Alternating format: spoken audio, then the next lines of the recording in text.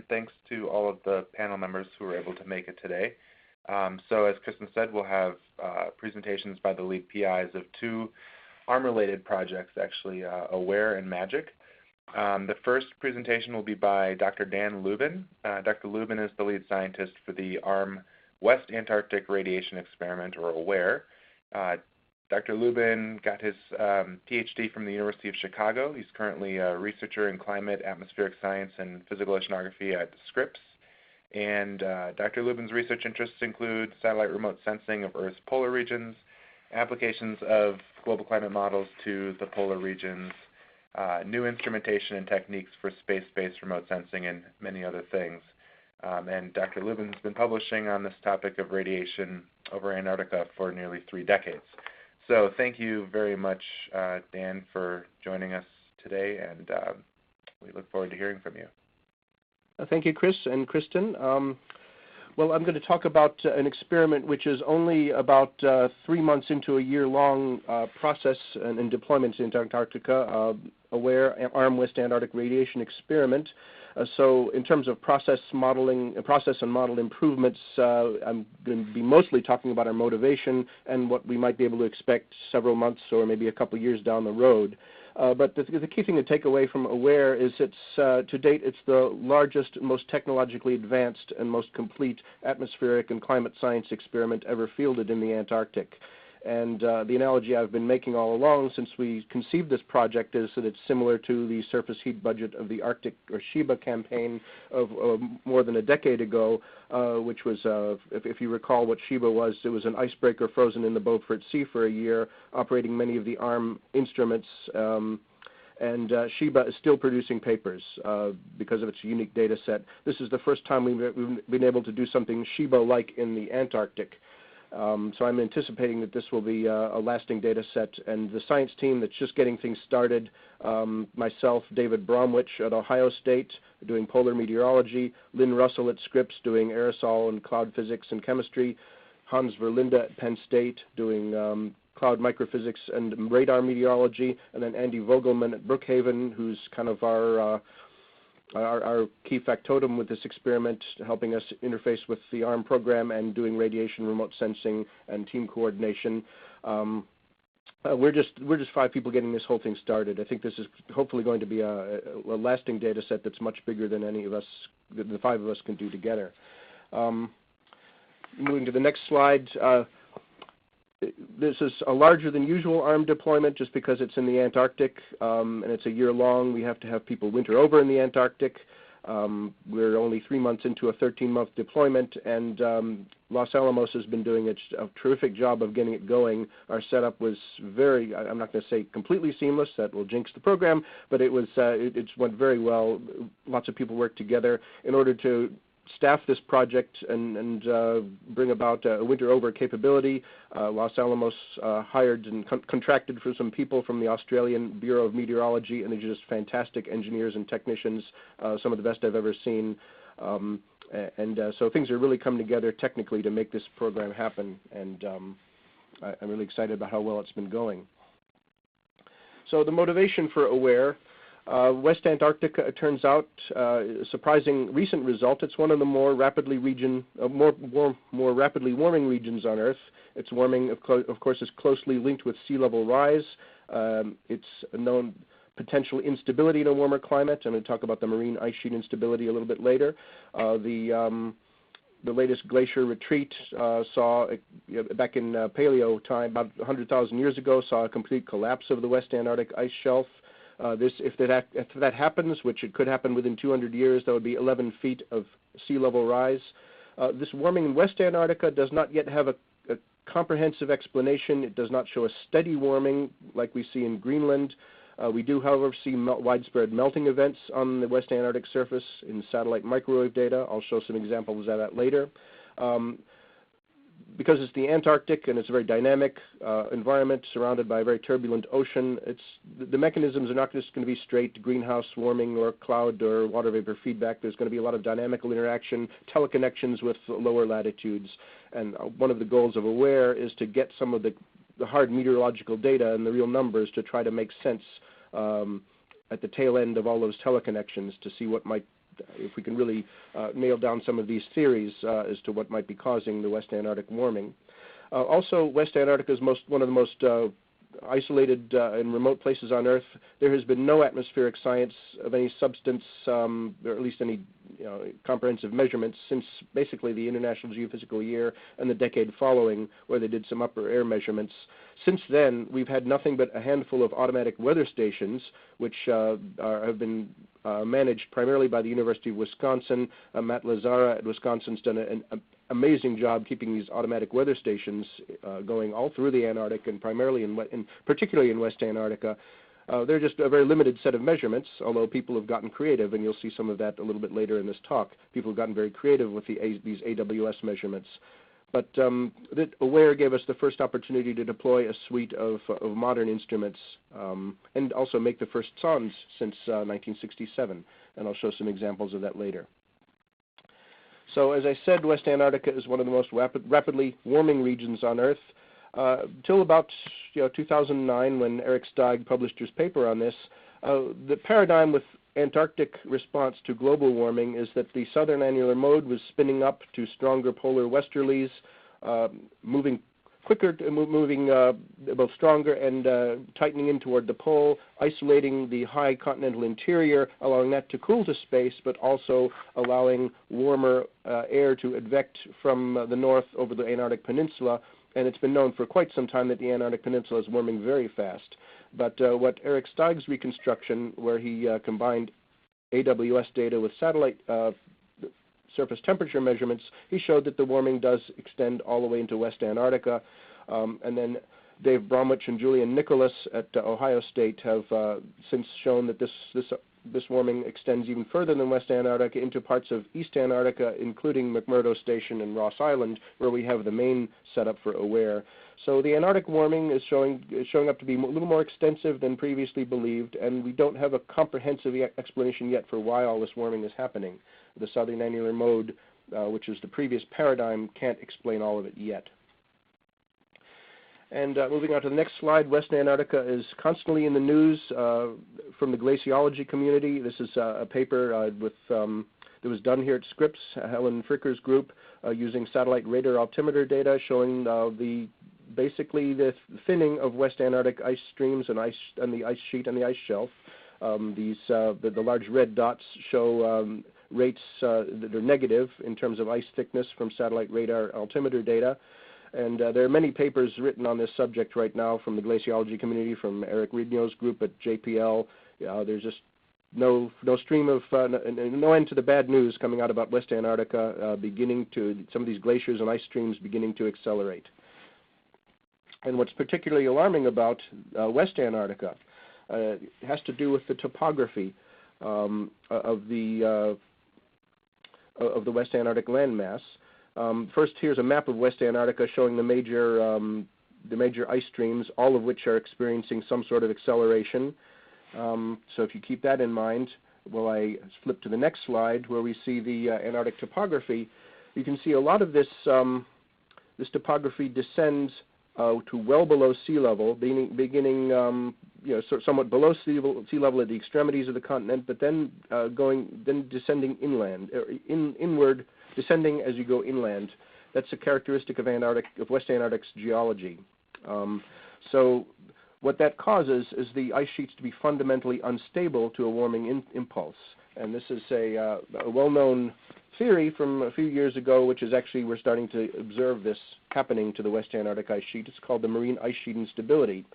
Now, an ice sheet which is grounded, it wants to settle under its own weight like any pile of material, and so as the ice sheet has accumulation at the center and gradually settles and expands outward, the ice sheet expands outward into the surrounding ocean, where the floating part of it is called the ice shelf, and then the key point in all of this entire mechanical system is what we call the grounding line, where the ice sheet departs from being grounded and is floating. And just by basic conservation and mass of momentum, as the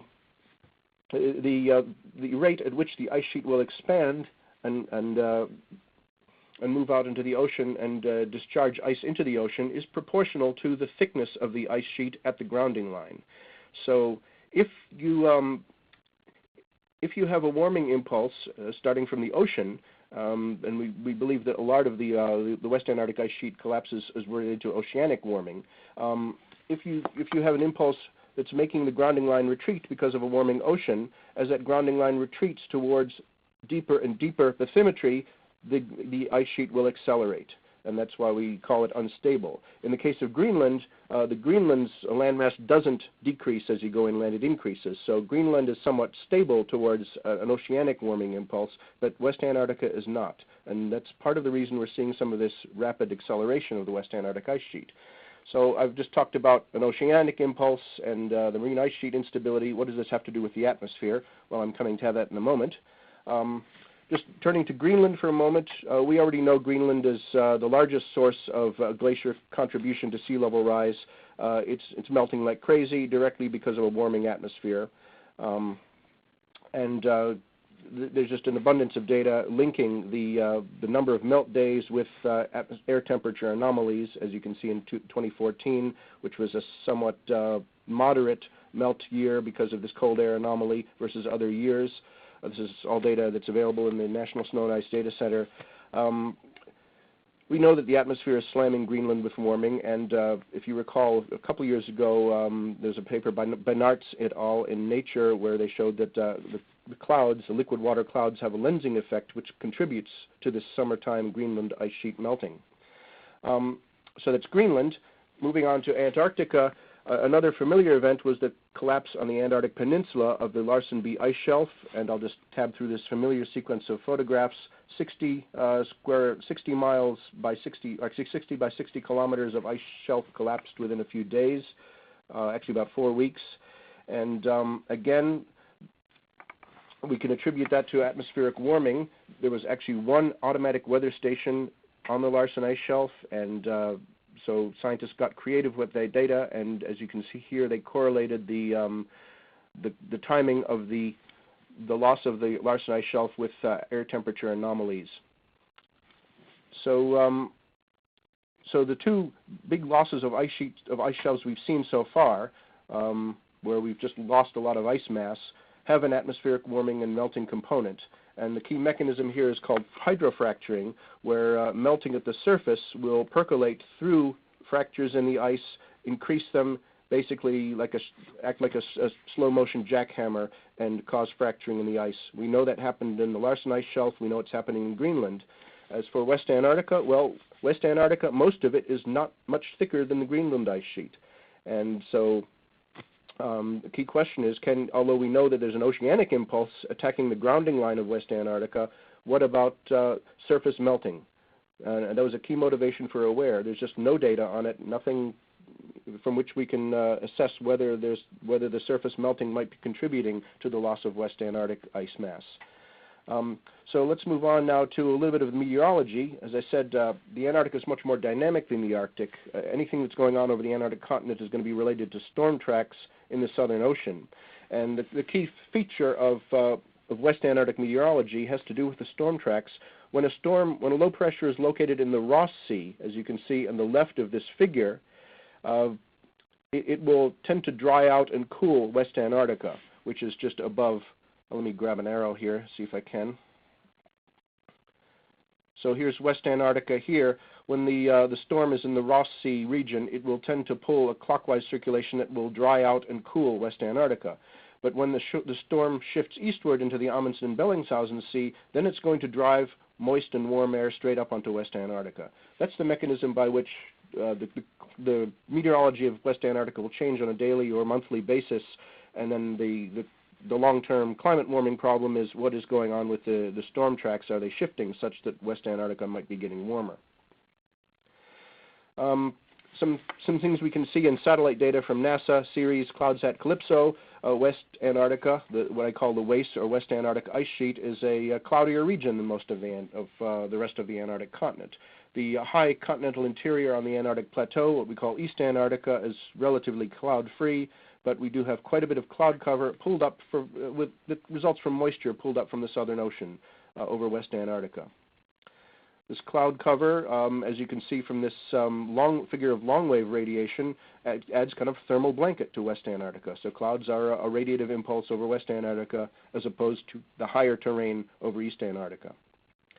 And here's another, this is a transect from NASA's CALIPSO.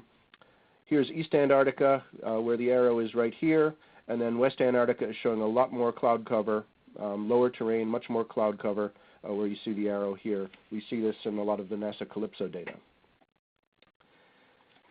And so one thing we've seen over Greenland for many, many years is when we look at any kind of microwave data, microwave satellite data, whether active or passive, whenever you have the surface actually melt and then refreeze, that signature, the emissivity of the surface changes such that the brightness temperature measured in the microwave signal changes dramatically. And here's an example from a NASA paper back in 2007 showing where I have between here these 2 points, these 2 vertical lines. This is where the surface emissivity and the brightness temperature changed in response to a surface melting event. Here's the surface temperature just eking up about above 0, and then the emissivity and the satellite backscatter signal in the microwave just changing radically. So we can use this same technique to look at melt on West Antarctica. And several of these melting events have shown up and are in the satellite passive microwave record. I'm just going to scroll quickly through one. This happened during the first 2 weeks of January 2005, where I've highlighted in blue here is where that microwave signature is changing such that we can defensively identify it as melting ice. And if you recall that map that I showed a little earlier of the West Antarctic glaciers, you'll see that this melting, as I scroll through it one day at a time, this melting event it can get quite widespread, and eventually it encompasses nearly all of the areas where the glaciers are moving fast. So the satellite data show that these melting events happen. This final figure right here shows just a cumulative number of melt days in 20 years of passive microwave data, showing a large area of West Antarctica that gets some melting, and then the extremities get hundreds of days of melting during summer. This is primarily December, January. So this is something we can't neglect. We don't know for certain, but what its contribution is, but we need to figure out what's going on. We can't just say that all of West Antarctica's mass loss is due to ocean. Because of these melting events, we really need to understand the entire impulse to the cryosphere in that part of the world.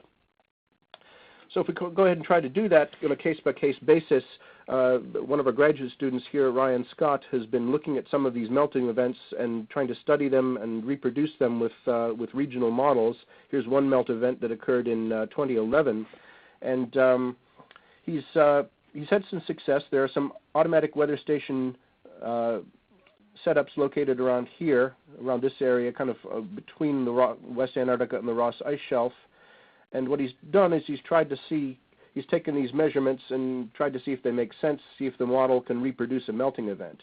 And when he runs the WRF model with a melting event, it can generate the melting event, as you can see whenever the net radiation, or the net energy balance at the surface, the net flux, which is shown by the little diamonds here, whenever that ekes up above 0, that's when the melting event will commence. So the climate models or the regional models can reproduce a melting event, but they get a lot of things wrong. Really, the only thing that the models get right at this point is the surface pressure field, as you can see in this panel. The surface temperature, it's over-predicting the surface temperature in this particular instance, and it's over-predicting the shortwave radiation, except on this one day right here where it's probably clear skies. You can see by this smooth trace. This is one of the very few AWS setups that has some very simple radiometers on it. Most don't, so this is a particularly useful one. But this is called the Sabrina Automatic Weather Station in West Antarctica. But so there are a lot of things that are getting wrong, that the models are getting wrong, which brings us full circle to the need to improve these models over this part of the world. And we suspect that the clouds are not being treated properly or not being simulated properly over Antarctica. Many studies have shown that there's a lot of work to be done with Antarctic clouds. And this is something many of you know, just a simple, what seems like a benign Arctic stratus or stratus cumulus cloud has a huge a very large number of interactions between lots of different processes in the cloud, and a climate model parameterization has to reproduce that. Hugh Morrison at NCAR has been doing some of the best of these parameterizations. And of course, it's, as many of you know, it's straightforward to write down the continuity and conservation equations, but then every term in those equations has to be treated somewhere with either empirical or theoretically based data. And one goal of AWARE and the advanced instrumentation we have is to go to the Antarctic and bring back parameterizations, bring back information to flesh out these conservation equations, and hopefully make the models work better. So how we're going about doing that, many of you are probably familiar with us already, the ARM program. Basically, since the early 90s, the ARM program has decided to deploy advanced instrumentation to simulate GCM grid cells and hopefully get measurements that will be relevant to the processes in the climate models. There have been 3 permanent sites, 2 of which are still in operation, the southern Great Plains and north slope of Alaska. These are conceptually divided into what we call a central facility, where the most advanced instrumentation is deployed, and then it's surrounded by, on a GCM grid scale size, by extended facilities with simpler instrumentation, but together these simulate what's going on in GCM grid cell. One site that I've worked with over many years, such as I've gotten some great papers out of the north slope of Alaska site, which has 2 extended sites now, one at Atkasuk further inland. The main site is at Barrow, and then the ARM program is just opening up the north slope, the Oliktok Point, where they'll be able to fly UAVs out over the Beaufort Sea. Since 2005, with the success of the fixed sites, ARM has added 2 mobile facilities, which are essentially the same advanced instruments, but that's transportable. And it's an opportunity for PIs like myself and Ernie Lewis and a couple dozen others to deploy advanced instruments at a site that's important for current issues in climate change. And so the ARM mobile facilities give us the opportunity to do these kind of detailed deployments and address key problems in climate science. But one thing I'd like to mention, the AMF is not a toy chest where you can just borrow selected instruments for a while. They want a holistic study. The ARM program wants you to propose to deploy the entire thing to get a comprehensive data set. And it's worked out very well, both for AWARE and many prior experiments. So this is just a brief summary. Some of this I've talked about already. Our deployment plan for AWARE is to deploy the main site, our central facility at McMurdo Station on Ross Island, for a year, actually a little bit longer than a year. And then we just completed our summer-only deployment on the West Antarctic Ice Sheet, or Waist Divide Ice Camp, and that's kind of our extended facility. Here's a map showing these locations. Here's where McMurdo is on Ross Island. That's the central hub of the U.S. Antarctic program. And then the extended facility is at Waist Divide Ice Camp, very remote, right up here in the middle of West Antarctica. So one question that we had to address kind of on an ongoing basis throughout the review process for this is why go all the way to Antarctica? There's been 20 years of data from the Arctic. Cloud physics is cloud physics. Why do you need to go to Antarctica to do this? Is it kind of duplicative? Well, actually, to kind of flesh out our justification for AWARE, we looked at a lot of NASA satellite data, in particular the active sensor data. And what we discovered over Antarctica is there's quite a bit of difference in the cloud microphysics. What we see is at any given temperature, the clouds over Antarctica show a lot more ice water than you see anywhere in the Arctic. And what we hypothesize is that that's related to a lot more vertical motion because of a lot higher terrain, a lot more varied terrain, and a lot more, much more dynamic atmosphere, creating a lot more vertical motion and a lot more ice generation. So from this preliminary study, which is now, it's actually in press now, it's not in review, we showed that Antarctica has unique cloud physics distinct from the Arctic in the much larger ice water content and probably a lot more vertical motion generating that cloud ice water. So it should be a very stringent test of climate model parameterizations for mixed phase cloud microphysics. So this is just another example. On this bottom panel, this is another CALIPSO and CloudSat Transect showing in the lee of the high terrain in Antarctica. You get a lot of this lifting and a lot of ice water content in cloud in the lee of these mountains. So I'm going to talk a little about the deployments. This is a photograph of our deployment of the AMF-2 on Ross Island. It's located about 1 kilometer from McMurdo Station in a site called Cosray. And this is what it looks like, just looking at it from the east. This is, in the distance, you can see some of the high terrain I talked about, which is a lot higher than most of the Arctic. Just briefly looking at the instruments that are deployed with AMF-2. I won't read every single one of these things. You can look at it later. I've got about 5 minutes left in my presentation, so I'll go quickly through this. We have some of these advanced cloud research radars operating in the 3 major wavelength bands for radar meteorology. We have a micropulse LiDAR. We have a high spectral resolution LiDAR, a CLIVAR. We have radar wind profiling, very comprehensive active sensor probing of the atmosphere. There's very few places on Earth that have this kind of instrumentation other than the ARM sites. We also, as part of the AMF-2, very comprehensive aerosol suite, all of the major types of aerosol sampling instruments, and one additional thing we'll get out of AWARE is a full annual cycle of aerosol properties in Antarctica. There's very little of that in the literature. And Lynn Russell is managing that data set. She's also contributed her own chemical sampling, her filter sampling, which will go into the ARM data archive as well. And in addition to standard meteorological instruments, we also have a comprehensive set of radiation measurements, both shortwave and longwave, as part of the AMF-2. And I've also contributed my own instrument from Scripps, which is a shortwave spectroradiometer, to complement the AERI, which is the longwave spectroradiometer that's the standard instrument with the ARM program. 2 additional things which are already proving very useful, the microwave radiometers, the G-band at the very bottom here, the G-band water vapor radiometer and the microwave radiometer, MWR. These are proving very valuable for liquid water content and liquid water profiling at a higher time resolution than the SONDs, and that's already yielding some exciting data. And this is just a close-up of what the deployment looks like on Ross Island with the cloud research radars here at the left, and then most of the instruments on the roof of this container cluster. And this big tube right here is the aerosol sampling inlet. And this is just a little more detail about the cloud remote sensors. You can a little bit of their specifications and capabilities. You can look at this a little bit later. So West Antarctica is kind of our space mission.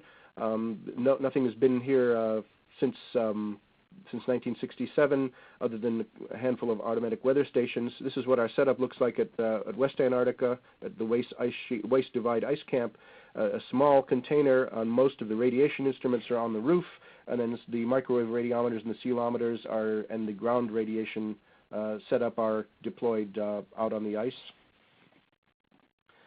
The instruments at WAIS Divide, it's a subset. Doesn't have the most advanced instruments, but is very comprehensive. It has the long wave and short wave radiation measurements, has our own shortwave spectroradiometer from Scripps. It has the surface energy balance eddy correlation system, has total sky imaging, and again the microwave and the GVRP radiometers, and it has SONDs and meteorological instrumentation. It also has a micropulse LiDAR, and there's been nothing like this on West Antarctica in decades. And we got 40 days of data. The weather let us go there. Let us go there and stay there for 40 days. A very unique data set. We're just getting off the ice right now. In the final minutes that I have here, I'm going to just give a few little samples, very preliminary data from the AWARE campaign. I'll start from WAIS Divide. This is the first SOND data since 1967. We started the SONDs on December 4th of last year, and you can see here that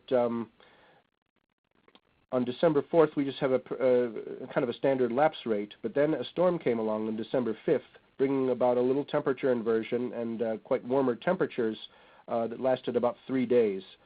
This was kind of a moderate little storm. It caused whiteout conditions, about 20 knots, maybe 30 knots of wind. Nothing hugely dramatic about this particular storm shortly after we began the SONDs. But if we look at the moisture content, in the middle of the storm, on the first day we have not a whole lot of moisture, but then a huge impulse of moisture by the time then that storm which had originated over the Southern Ocean had got as far as as the West Antarctic Ice Sheet Divide Ice Camp. So this is we see this quite a number of times in the waste divide data, these huge impulses of moisture and warm air that come up onto the ice shelf as a result of these storms. Preliminary data from Ross Island and the AMF2. We're just seeing all kinds of interesting structure in the clouds, combining the micropulse LiDAR, the cloud radars, and then the long-wave radiation, tracking the evolution of the clouds and the changes, the linkage between the radiation and the cloud cover. One of my favorite instruments is the AERI, or the middle infrared spectroradiometer. Here's a couple of samples of data from this instrument. On this particular day and time, November 3rd, where we just had gotten the instrument running, this is a clear sky example showing here's the water vapor emission, the carbon dioxide emission, and very little flux in the window. In the middle infrared, as a cloud comes along, it fills in that middle infrared window, and the spectral signature of that filling in of that radiation gives us clues into the cloud microphysics, such that we can retrieve both microphysical properties and also temperature profiles from the AERI data. And this is what Tim Wagner and Denny Hackle at SSSC with Dave Turner have done, and they're already starting to do that with the AERI data. So I'm kind of come to the end here. The most important slide of all.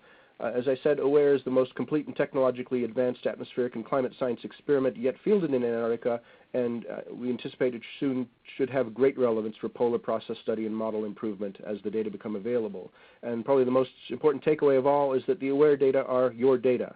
The AMF2 and the waste divide data are going straight into the ARM archive as soon as they get off the continent and are quality controlled by the ARM instrument mentors.